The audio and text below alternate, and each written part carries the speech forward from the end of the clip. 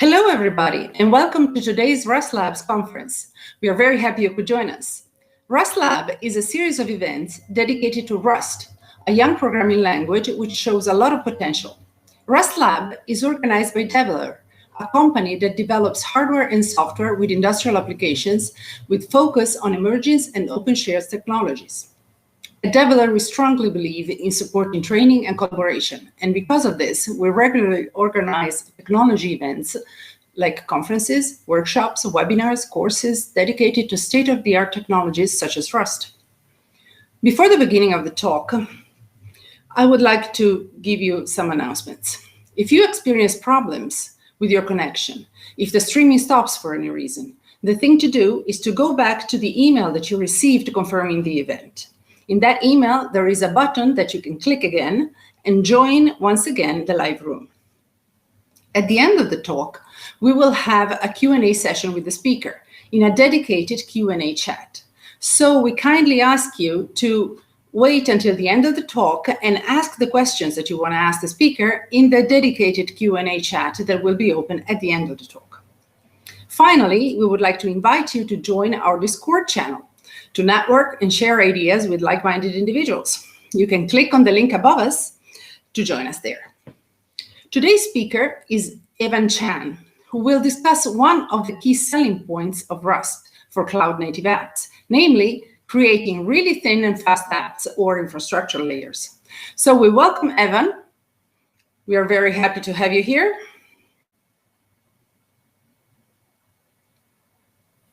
Let's see if you can join. Okay. Hello. Hi, everyone. So very nice to meet you all. Thank you for coming. My name is Evan. I've been a long time developer, especially in databases and big data. And last few years have really gone into the Rust world, which is really fascinating, and hope you enjoy the talk. Okay, so to answer questions. Enjoy the talk, everybody, and we'll see you all at the end of the talk for the Q&A session.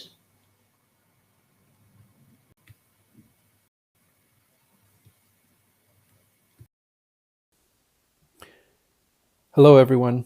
My name is Evan, and I'm a senior engineer, data engineer at Urban Logic. I'm going to be talking to you today about allocating less, really thin Rust cloud apps. So let's go.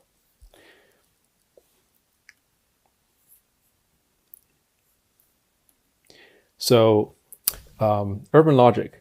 This is just a quick thing from my employer. We are a software platform that basically displays data to provide fast insights for governments. So we use Rust and machine learning to tackle use cases, including transportation, land management, basically making communities better through the power of data. So why thin cloud apps? So if we look at the evolution of software infrastructure, in the beginning, everyone ran things on bare metal, right? And then we went to virtual machines. And then we went to containers. And now we're in the era of containers becoming serverless. What you see is that with each step, the infrastructure, the unit of our application is getting smaller and smaller and thinner, and it's getting more and more concurrent. We're going towards things like WebAssembly, which are even lighter weight containers, right? So you see, because of this trend, it is getting more and more important to write software that has a low profile. And part of that is low memory profile. Another thing that's happening is that because our applications are getting more and more concurrent, we have more and more things needing to happen all the time.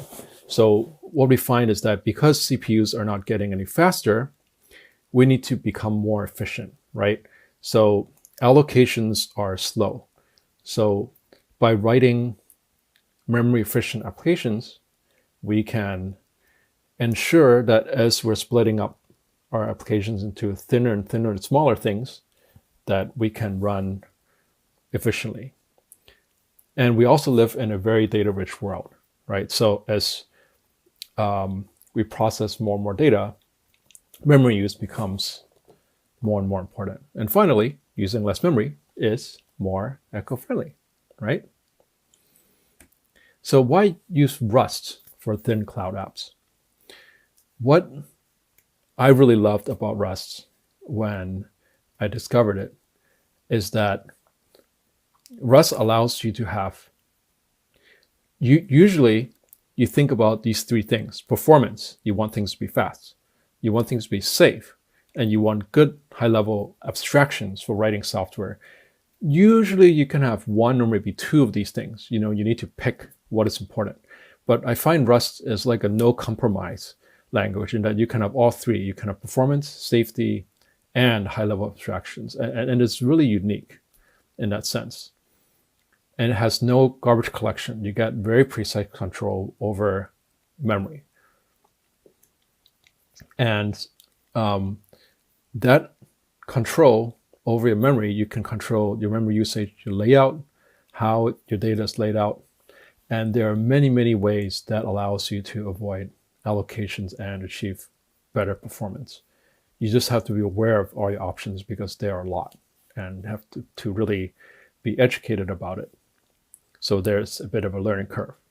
You can even opt out of a standard library. You can use Rust to write everything from applications to low-level kernel code and operating systems. And there are people doing that.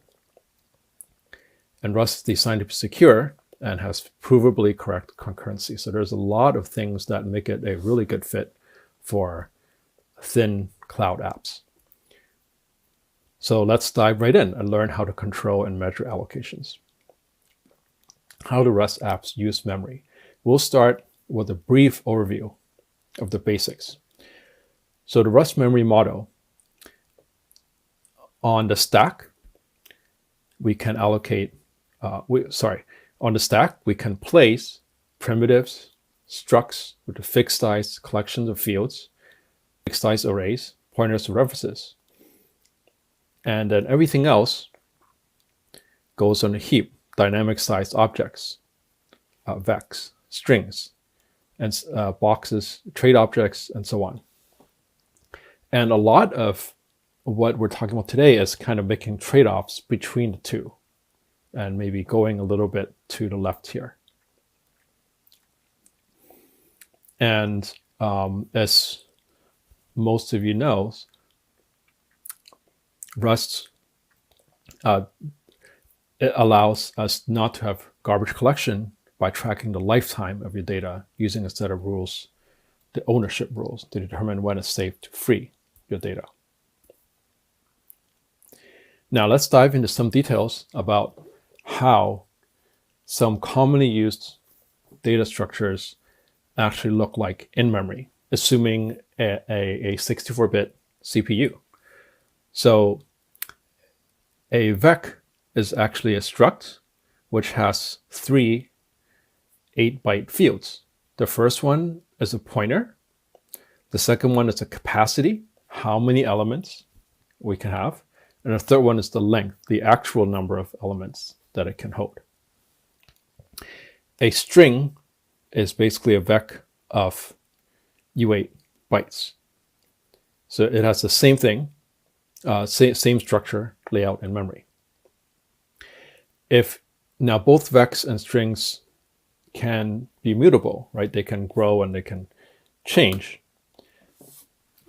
If we use slices, then we only need 16 bytes, a pointer and a length, because they don't grow. They're a little bit easier to pass, it's a little bit smaller to pass around. So let's take a more complex example of a hash map. How does a hash map work? So this is a conceptual view of a hash map implementation where we divide n elements into m buckets. So you can essentially imagine that each bucket is basically a pointer into a list of actual key value pairs. And so how much memory do you need? Well, each bucket slot, let's assume that this is a hash map of string key and string value. You would need 24 bytes for the key, 24 bytes for the value, plus memory for storing the key and values. Plus, you would have an overhead of storing a pointer to the bucket list as well, which is essentially a vec. So that is another 24 bytes. So the overhead for each entry is up to 72 bytes per entry. It's a little bit less, like the more entries in each bucket that you have. So as you insert and you have to create strings for everything you enter, you notice that the allocations start to add up. Where are we allocating in our apps? Where can we look to try to save some allocations? Well, one thing about Rust is that it has for the most part, Rust has very uniform semantics. So a lot of places where you will find memory being copied, you would use the clone method. So you can search for where clones are happening. You analyze your data structures, especially nested data structures. And you might find a lot of nested vecs, for example. You can look for where trait objects are being used, where you see the dyn keyword a lot, because those represent allocations. And serialization can be a easy to miss one, because oftentimes you use libraries and you might not be exactly aware of how serialization happens. So let's take some of these in turn and see what we can do. But before we talk about what we can do about allocation, the first step in any analysis is the benchmark. So there are two kinds of, usually when people talk about benchmarking, they're thinking about CPU and like how fast things are going. Benchmarking memory usage is a little bit trickier if you're used to coming from a garbage collected language like Java, the JVM, or Go, or something that you might be used to tools for tracking memory usage. It's a little bit different in Rust. So there's two kinds of memory usage in benchmark.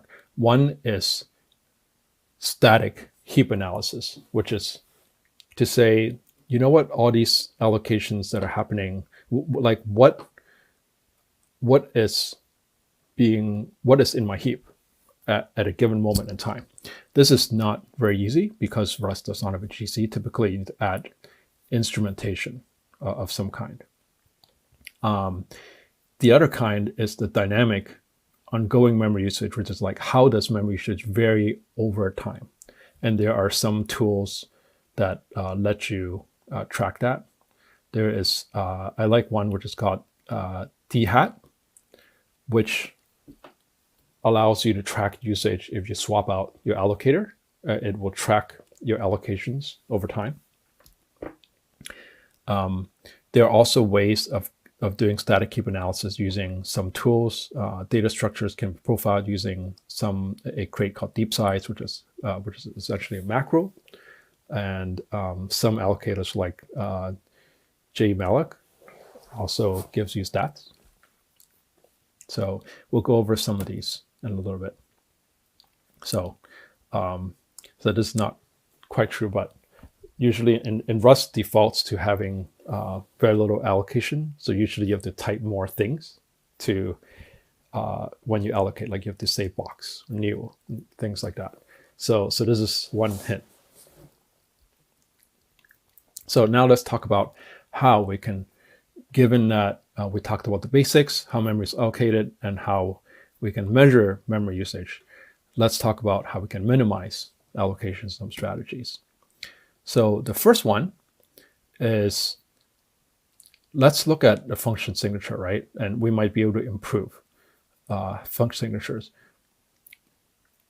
if you see the first function signature, we're passing in a vec of string. And here you can see that this function is expecting the caller to basically give up ownership of this list and pass it in. Now, sometimes you don't want to give up ownership, so that results in copying data, which in this case is quite expensive. The caller has to allocate, and basically it means the caller has to allocate twice. It has to allocate once for the vec, and then once for each string.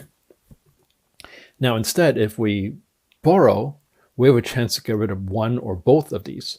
Change the signature to a slice of string slices means that we can have two chances to avoid allocation. We can point at an existing vec of string slices, and that works. But for even more flexibility, we can pass in an iterator of string slices. So here in the third one, we have I, where I is an into iterator. It means a lot of items can be converted into iterators. And this just puts a restriction on your function that it has to use an iterator. But the result is that you have, this is a lot more flexible in terms of letting the caller decide to use less memory. Another strategy is that we can try to make our data structures a little smaller. You can avoid nested, dynamically sized structures like vec of string or vec of vec, and there's a whole bunch of crates that are designed to help with that. One of them is called a small vec, and there are similar ones called small string and inlineable string. Basically, the idea behind these is instead of using a heap dynamically allocated structure, we're going to use a constant sized structure on the stack. So usually this works when you have a very small number of like small items. Let's say you have, 2 to 4 integers or something like really small, and you can fit that into a constant size and avoid allocations. And oftentimes that can be a win. Another crate is called nested. This is really neat. Basically, this is for a vec of string or a vec of vec. It's instead of having to allocate for each string, for example, it just does one big allocation, which can, especially for small strings, it can save you a lot of space. It saves you that 24 byte overhead for each string struct. And there's some other things like tiny set and so. And did a test. I have a small repo called RustLab tests, which are some allocation tests. And using gmalloc, we can see that using nested saves us a bit of memory. So another place where we find a lot of maybe accidental or incidental allocations happening has to do with async. So with async, what is happening is that a lot of times, in order to pass variables into async closures or functions, you might find yourself needing to clone, right? Because borrowing things in asynchronous functions is very difficult. The Rust compiler, when you have async things, they're happening at different times, it's very hard for the compiler to reason about, well, how long is it going to run? Am I going to get this borrowed thing back? Is that safe, right? So then the safe thing to do is just to clone. But you should consider using arc instead of clone, especially for things that are large and immutable. And that can save you a lot of clones. You can just use arc, and just a little bit of typing. Another thing you can consider is using actors. This is where you're not really passing state around, you're just passing messages, and you're keeping state local. And basically, this is the idea of encapsulate your state inside each thread, inside each unit of execution. And you can pass immutable messages to retrieve or modify that state instead of sharing the state. And you can also consider using cow for certain use cases.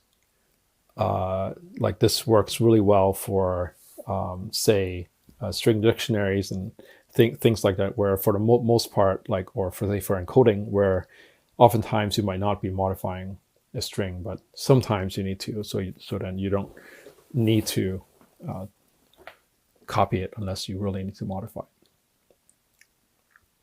And by the way, like, you might be worried about performance with Arc, but the thing is that the CAS operations, compare and set operations that are needed for Arc is really like fairly fast in most processors. Like it really depends on your code. Like you might not want to do this on a super hot path, but for the most part, if you're calling functions for async, you're usually doing a larger piece of work.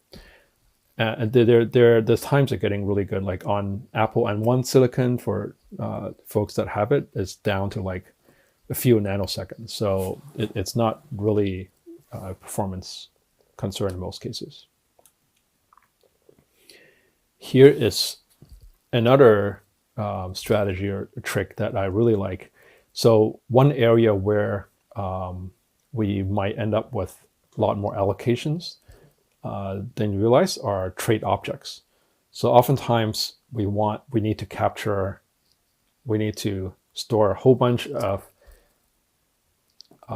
structs, things that implement some trait, and we want things to be flexible. So we have a list of a vec of my behavior, like things that might be one or another. And one place where we see this a lot is with errors, right? We might need to pass errors around, and errors, we don't know what kind of errors we're going to get. So this is a case where we might end up with a lot of allocations. And there's a crate called enum dispatch that can help you with that. Basically, it avoids using box, and it turns your trait objects into enums. You can use enums instead of trait objects, and you can still get the behavior. Like basically, it seems like it's dynamic dispatch, but it's actually static dispatch. What is happening is that enum dispatch will, instead of needing the dynamic dispatch, it will have your enum, which can be passed around on the stack. You don't need to allocate it, and it will use it will basically build in a case or the switch statement to find the right implementation. So this can also speed up your implementation quite a lot, as well as avoiding allocations. And finally, let's talk about serialization, which is like almost every Rust app is going to do serialization, right? And it could easily be the top memory allocation, especially in a data or IO intensive application. So let's take one of our favorite, most frequently used libraries, Serdi. Here, what we're going to do is that we're going to deserialize from a JSON string data to a person struct. There are two steps involved here. The first is that Serdi JSON has to deserialize from raw JSON to intermediate types.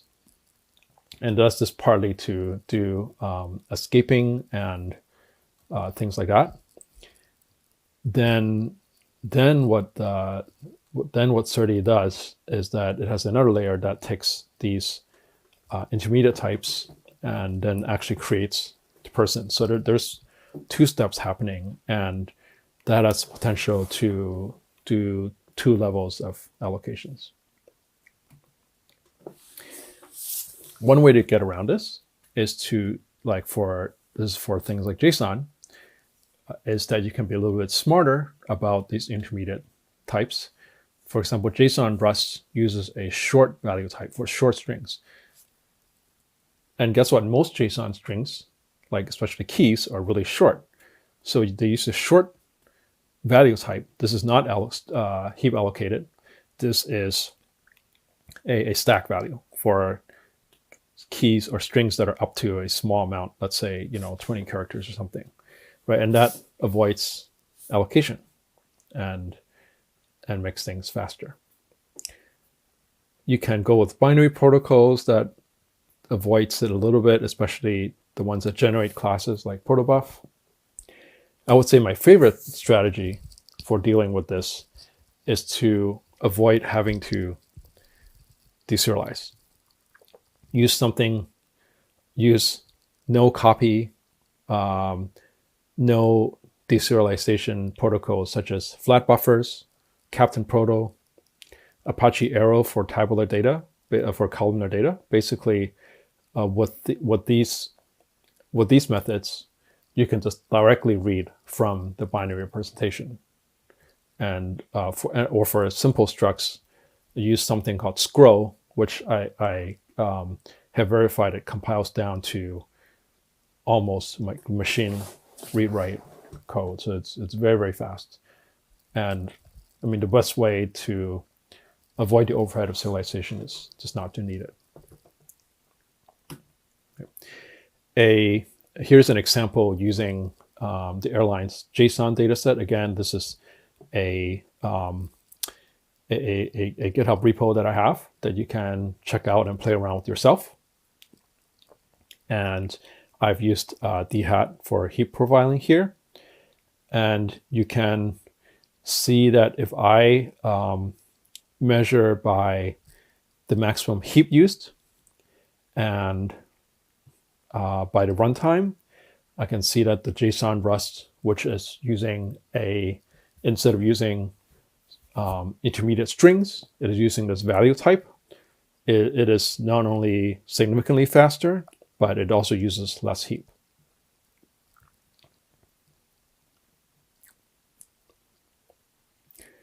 And I just want to show you some output from dhat to show you what a useful tool this is. So what dhat shows you are like the top places where code is doing allocations. In this case, we can see that the stack trace map to SerDJSON's value method. Basically, it is deserializing values from the map. And what dhat gives you really useful stats, like besides pointing out where these allocations are happening, it will point out how much memory is being allocated, right? This is the percentage of this, like, so 90% of the allocation in this program are coming from the spot. And it tells me the average allocation size and the average lifetime. So this is really interesting, like the mean time between, the malloc and the free, right? So it is a really, really useful memory profiling tool.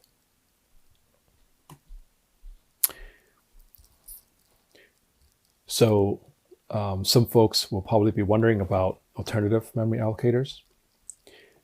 You've probably all heard of JEmalloc, which was created by Facebook for reducing memory fragmentation. And it used to be the default for Rust.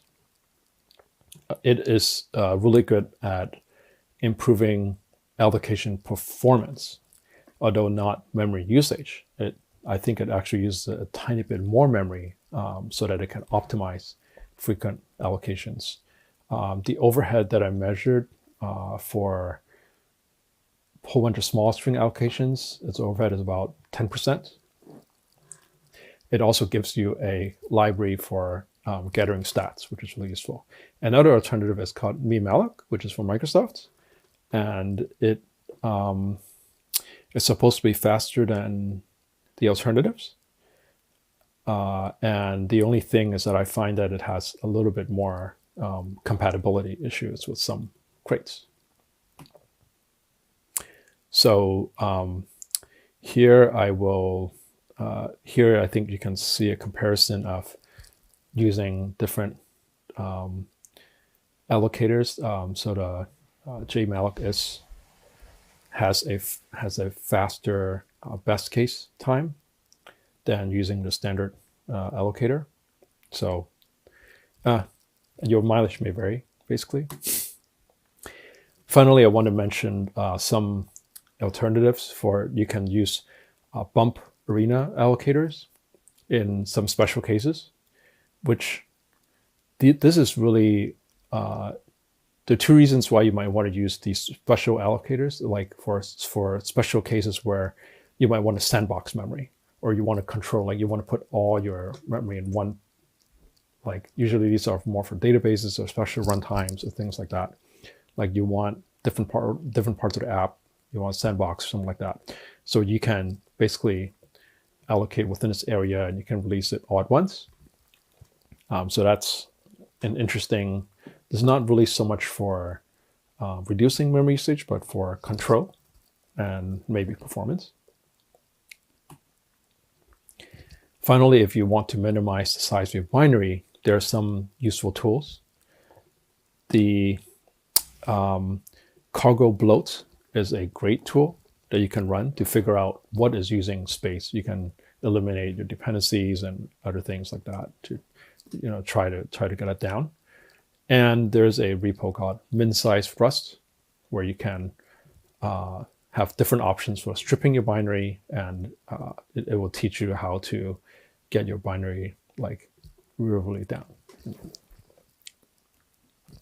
Thank you so much. And it's a pleasure to share this with you. Would love it to hear back from you. Feel free to reach out to me on GitHub, on Twitter, and feel free to give me a follow on Instagram if you like photography. So thank you very much. Goodbye.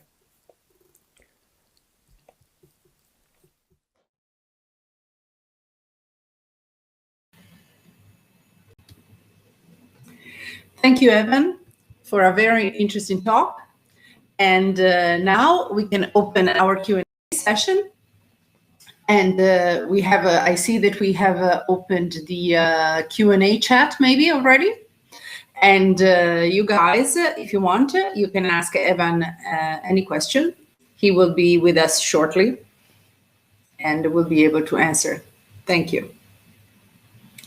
In the meantime, I just want to remind you that you can join our Discord channel, and you can also ask questions there, and we can try to forward them to the speaker. Evan, if you want to come into the live chat again. Here you are. Hello. Yep, I'm here. Thank you, and welcome. Okay, so thank you for a very interesting talk. And let's see if our audience has questions for you.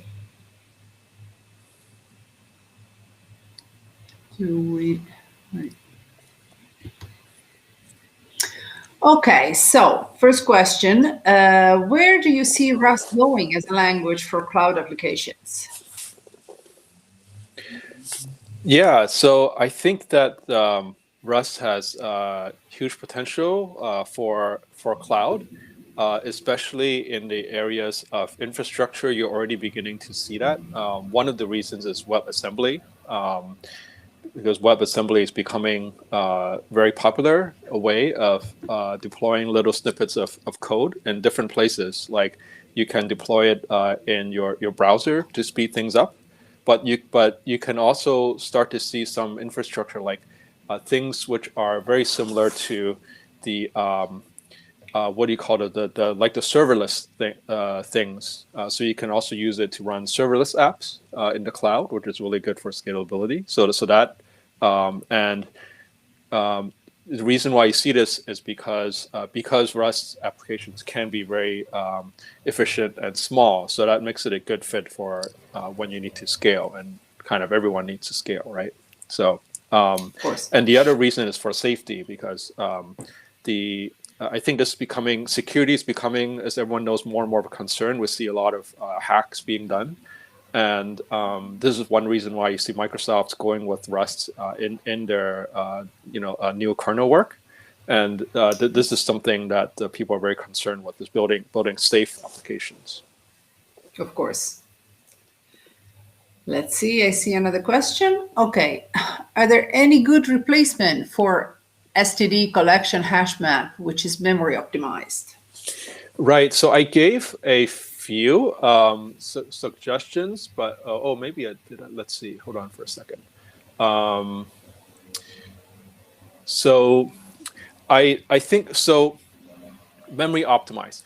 So I think the one of the keys is what you can use hash map, but you can change what you put in as you can be careful about what you put in for the keys and values. If you use, a lot of times if you use more efficient types, I had given several suggestions for example, small string or inline string crates, such as small string or small str. So if you use types like that, you can often save on memory. There are probably other ones that are also small. I pointed out a library called Nested, which is kind of like a small collection. And I think there's a lot of ideas. It probably depends on your particular use case, but I'd be happy to discuss offline as well for more specific. Like you could, for certain use cases, for example, like I have done things before where you don't really need a key because the key is in the object, and so you can sometimes save on storing keys. So there's a lot of so a lot of things will probably be application dependent. I see. Okay, let's see if we can wait a little bit to see if somebody else wants to ask a question.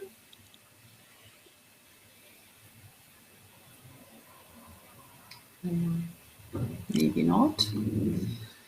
Okay, well, if not, then we can just say goodbye to Evan, and thank you very much for your talk, and thank you to our audience. Oh, we do have another question. All right. Is there any efficiency alternative to Go routines? Oh, this is a pretty interesting question. Go routines being, you have these really tiny, basically you have very efficient. I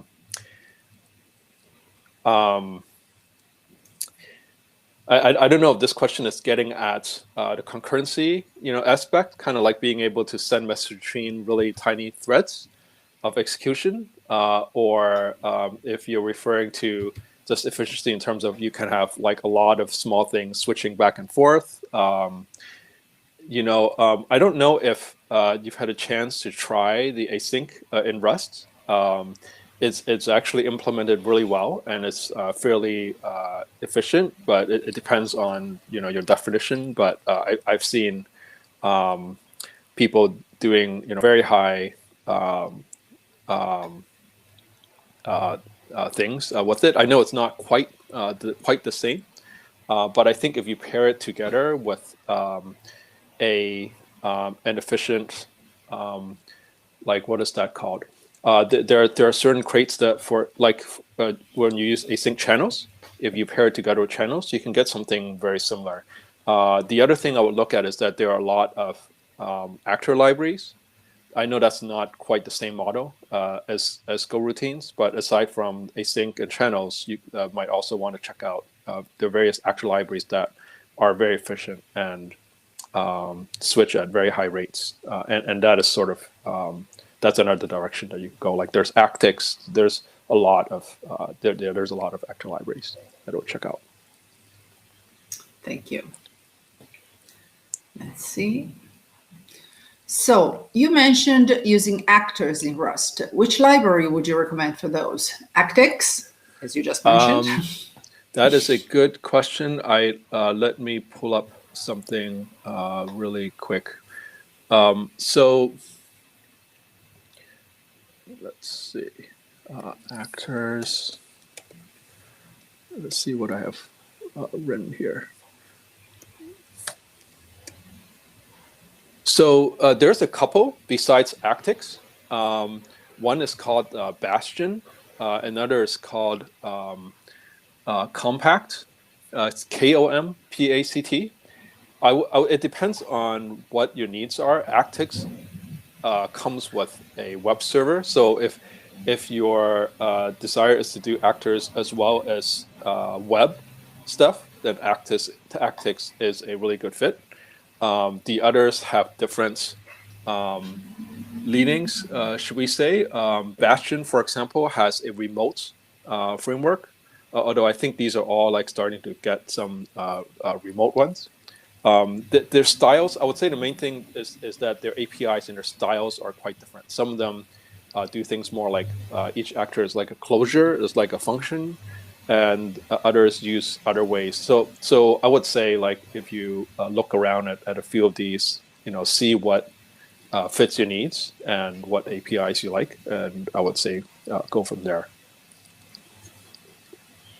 Thank you. Thank you very much. Let's see if we have anything more. Or maybe we can close here for tonight. Oh, maybe there is a question arriving. Let's see. Yes. Do you know any tools to measure cache usage? Oh, yeah, I think there's also an earlier one just about that. About CPU profiling. Okay, we'll go in order. Do you know any tool? Wait a minute. Do you know any tools to measure cache usage? Okay, so cache usage. That is a good one. I know that I don't know if folks know about perf, which is like a standard Linux tool for doing performance profiling. I'm pretty sure that perf has cache stats.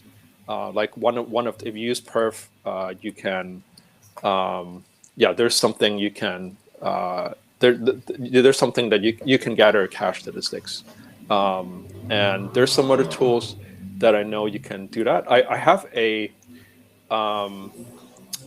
let's see, maybe I can send this on the chat when we close. I do have a repo that has a list of a whole bunch of Rust links, and one of them is on performance, and somewhere in there you might be able to find something. But I'm pretty sure perf will do that for you. Okay, so let's see if we have something else. Oh yes, what do you miss most when moving from Scala to Rust? Hey Ryan, I think this is a very interesting question. I do think that there are times when you don't want to always think about the lifetime of things. So I think that the Java memory model that Scala inherits is easier for sure, in the sense that you don't have to worry about lifetimes. Objects get allocated, and when they aren't used, they just get freed. So I think that it has from that perspective, it has a JVM and things with memory management definitely have a lower learning curve, and I would say though that Rust has a lot of the same functional tools as Scala. There are certain things that I don't like. I think the object-oriented paradigm, I find I don't really miss that much. I can find other ways to do the same thing. But yeah, I think the easy memory management is something that sometimes you miss. And I see a question about can you recommend tools created to do CPU profiling? Exactly. It's a little off topic, they say, but yeah. So here's the thing. Like, yes. Okay. For CPU profiling, there are actually multiple tools. you're talking about sample stack trace. I did not include. I did not actually. Let me see if I talked about this.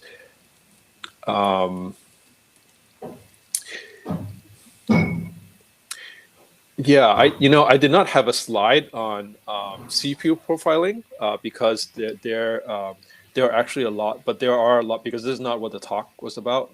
But there are a lot of tools for doing that. The easiest way is that. Hold on for 1 second. There is a tool. There is a cargo plugin called Cargo Flame Graph. You can use that to profile and get a nice flame graph of your application, which includes all the stack traces in a visual form. With like mountains, where you see like the highest mountain is where you're spending the most time. So you might want to check that out. But again, what I'm going to do is I'm going to get the in a sec, I'm going to post on here on my repo that has a whole bunch of links, and I think that that will help answer some of these questions. Okay. And I will have that Thank you up very in a much. second. Yep.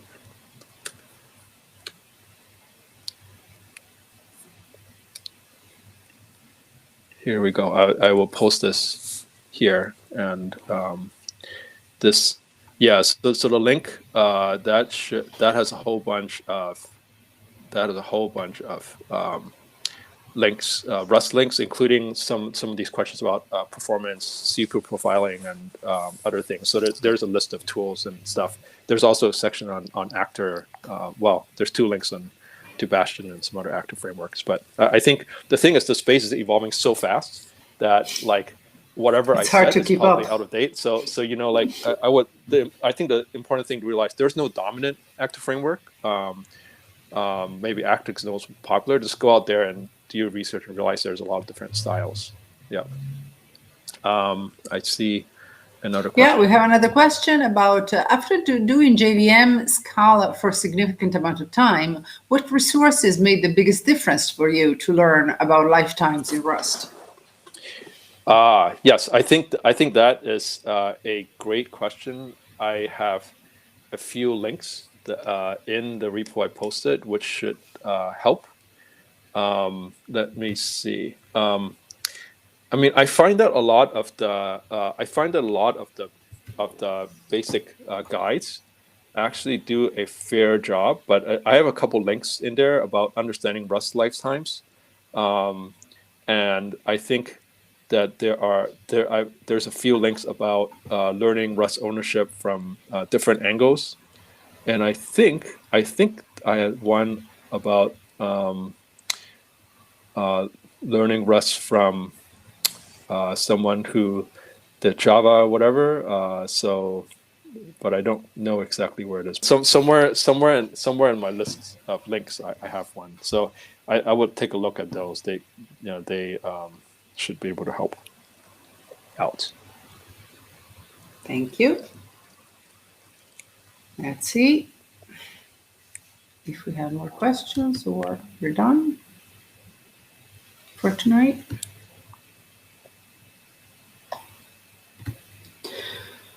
Okay, so I know that when the color doesn't require a struct anymore, the suggested way to pass it to a function is by value. But what really happens behind the scenes when you pass it by value?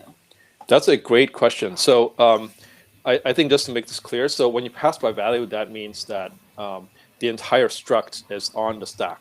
And so for this to happen, like the struct has to be something that we know the size of it. So let's say the struct takes up 50 bytes, then the entire struct, all 50 bytes, are passed on a stack, and then it's the function pops it off the stack, and at that point, the function does whatever it wants with it, and that's what it means by value, is that you're actually passing this value.